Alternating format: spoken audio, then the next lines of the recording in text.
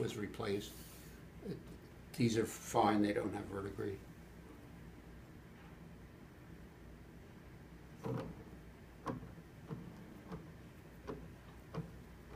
And they bounce 3 times, which is what they're supposed to. So that's good.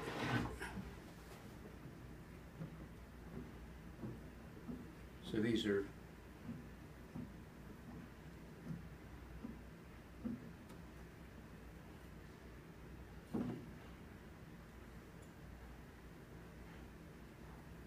yeah, these are okay. These are fine. Yeah, really, it doesn't need a lot of stuff. I mean, it is in good shape. You were right.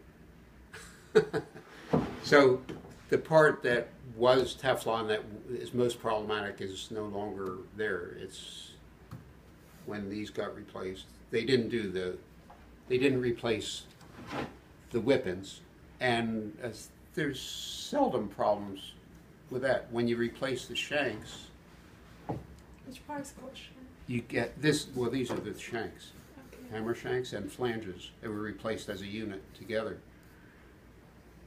You get new knuckles with that, so that's a good. That's an added benefit of having new shanks. So these knuckles, they have some mileage on them. They're flattened some, but it's not to the point where it needs service or to be replaced. So it's okay. So this is no longer any Teflon there? I'm sorry? Which part is the Teflon? The Teflon is the white Oh, action centers, the little white bushings, like that's Teflon right there, that Okay. white. Uh-huh. That white bushing is Teflon. There's one on each side of each one. And this bushing. Would that affect anything? Or No. You could occasionally get a click, but it's rare. It's usually not a problem. When you get a click, it's usually from here. And these are not Teflon. These have been replaced. These I think may have been rebushed. I'm not sure.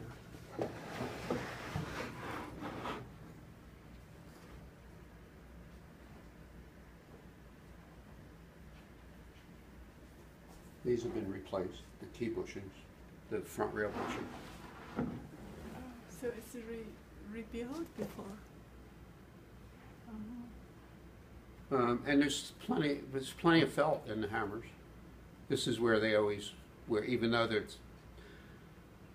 the last octave is not used that often, but this is where they always wear out first, and there's plenty of felt on. You can see the amount of felt from the core, or from the colored molding, colored felt, the underfelt, to the top.